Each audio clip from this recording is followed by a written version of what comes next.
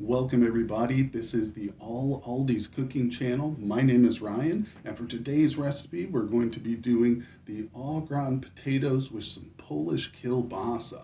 But since this is my first video on the channel, I figured I'd record a little introduction and give you guys some info so you can know what to expect for the videos coming on the channel in the future. So this is going to be a channel devoted to all Aldi's products. I have an Aldi store just up the road from me, so it's where I do all of my shopping. And if you're unfamiliar, Aldi's is a national supermarket chain here in the United States. If you haven't been to one, I recommend you check it out. They've got great prices and a good selection of foods there. Like I say, I get all my ingredients there. Now, if you don't have one nearby, then I'm sorry, you're out of luck. But no, I'm just kidding. You can probably substitute most of the things you'll find on these recipes from stuff from other grocery stores, but Aldi's does a thing called Aldi's Finds too. So some of the products might be a little bit trickier to find because they'll put in some more exotic stuff or some more interesting products with those too. But of course, I'll always let you know if it's something that might be a little bit tougher to find. And we don't have anything in today's recipe like that, so don't worry. Now, I do cook mainly for myself, and I like to experiment and try different things. So I'm going to share those experiments with you, only the good ones though, don't worry about that. And of course, we'll be doing mostly stuff on a budget too. So I'll give you the prices for all these ingredients as we go along on the video, but enough talking, guys. Let's get to the fun part, the cooking. All right, and for our very first Aldi's budget meal, we're going to be going with the AuGratin potatoes and the Polish kielbasa. So what I'm going to be doing is portioning this up, dicing it, and then we're going to add it to the AuGratin and bake it all together in one baking dish. Right here. Now, of course, I got all the ingredients you'll see here from Aldi's. These are all core items except for this one here, the 3-pepper onion blend. This is actually a special buy item in the freezer section. Very good price on it. I picked up a couple of bags of these. If you don't see them, if they've sold out or if they don't have the Aldi's Finds items there that you like, just grab some fresh peppers and onions and chop them up. Or you don't have to add these at all if you're not a fan of peppers and onions. We'll also be putting in some sour cream from the Friendly Farms. I like the whole kind. Sure, if you want the light stuff, grab that. If you're calorie conscious, absolutely. And of course, I'll give you the prices on these as we go, and I'll give you the measurements once we get into the actual recipe. And then to top it all off, we're going to be going with some extra cheese. I like mine to be real cheesy, so we're going to be doing some Clancy's cheese melt, which is essentially like Velveeta. And once again, I'm going to have to chop this up. I'll give you the exact measurement I'll be using. Now, last but not least, you might see this one at the store. Very similar here, these two. And in fact, I think the big difference is this one says it uses blue cheese, where this one is cheddar cheese. I've had both. And if you're not a big blue cheese fan, don't worry. It's not a real strong flavor in this here, but I do also have a couple of tips on how to prepare these so that they're gonna come out a little bit better than if you just followed the recipe on the box. But let's get right into the cooking. All right, and we are looking at our 3 optional ingredients here. Now, I've got about a half a cup of each here, and I used less than half of the Polish sausage. So if you want it to be more meaty or more cheesy, certainly feel free to add a bit more of each.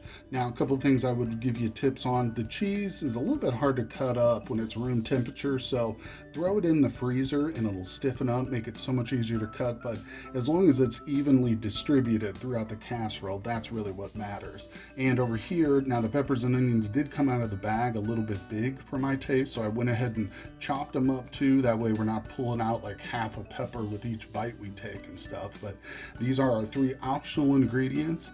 Now let's cut to the box recipe and directions, and we're going to make some adjustments to that because I have cooked this several times and I figured out a little tip that makes the potatoes just a bit better. Okay, and here we are taking a look at the box directions. Like I said, we're going to be making some adjustments to this, and just take my word for it, it will turn out better this way. So for one thing, we're going to ignore the milk. I am going to be using sour cream, so we're just going to be substituting that, probably a little bit less than a half a cup of sour cream, but if you don't like sour cream or you just want to add the milk, feel free. It'll still have the same consistency. And we will need 2 tablespoons of butter, no problem. Now 2 cups of water. If you see here on the directions, it tells you to boil that and then combine it all together. It's a little bit hard to see with the glare. It says combine 2 cups of boiling water, 2 tablespoons of butter, the milk, sauce mix, and potato slices. Don't do that, okay? For the best results with these potatoes, because they are very, very stiff right out of the box, what you're gonna wanna do is boil that 2 cups of water with the potatoes in them. So we're not gonna leave them on the stove top for like 5-10 minutes, just 3 minutes max. With the potatoes in the boiling water is going to be sufficient to soften those potatoes up so that once they go in the oven with all the other cheese and ingredients, they're going to get nice and soft and you won't have any of those real hard bits for the potatoes. So like I said, let's get the water, and I think I'm going to boil the butter in the water too. So we're going to have 2 cups of water, 2 tablespoons of butter, and once that boils, I'm going to toss in the potatoes for just a couple of minutes. All right, and as you can see, we've got the water and the butter in there, and the potatoes are in. I'm actually going to reduce this heat just to medium high so it doesn't boil up too much. Again, we're not trying to fully cook these potatoes, just soften them up a little bit. Because if you've tried these boxed scallop potatoes before, you put them straight in the oven and bake them, sometimes they'll come out and they'll be still quite stiff. You might hurt your mouth a little bit trying to eat them. So, like I said, just under 3 minutes, not even that. And then we're going to combine the cheeses and all the additional ingredients, and we'll put them in the oven. All right, we've got our pans from Boulder, and I've got the water, the butter, and the potatoes here, nicely softened and poured in. Next, we're going to be adding 2 ingredients here first.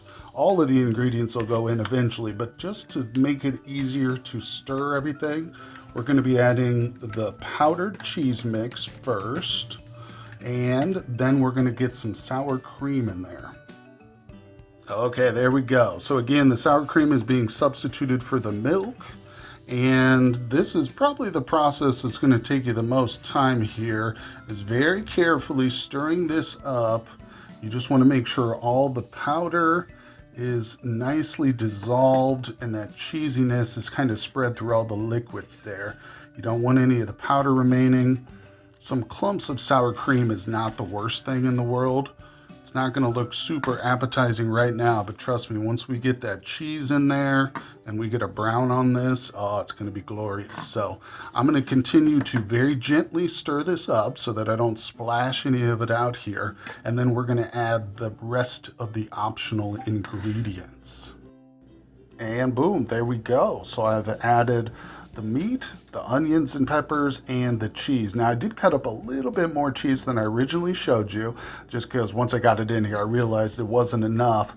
And a couple things on the cheese. Now, if you really don't want to mess with this Velveeta stuff, you could just substitute in some slices of American cheese in there. If you want to throw in 3 or 4 of those, that's fine too. Or if you want the shredded cheddar, if you're not a big fan of the processed cheese, which I understand. I do like the processed cheese quite a bit. I think it melts really nice. It's got a really good creamy texture. You just do want to probably make sure to stir this about halfway through the cooking. That way it will spread a bit more and it won't burn any of the top. Sometimes this processed cheese does have a tendency to burn if it's left up above the rest of the foods and stuff. But like I say, if we stir it once halfway through baking, that won't be a problem. Now, speaking of baking, I did have my oven preheating this whole time according to the box, and we're ready to throw it in, guys. So the next time we see this, it should be ready to eat. And there it is, folks, fresh out of the oven, still piping hot.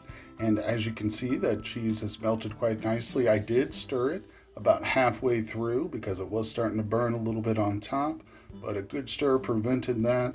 And the size of the pan was a little bit larger than I needed, but that did help to cook it a little bit quicker too. So it was finished before what it said on the box, but it is ready to eat, guys. So let's dig in. All right, you guys, let's try this potatoes au gratin with Polish sausage, peppers, onions, and a little bit of sour cream. See how this tastes.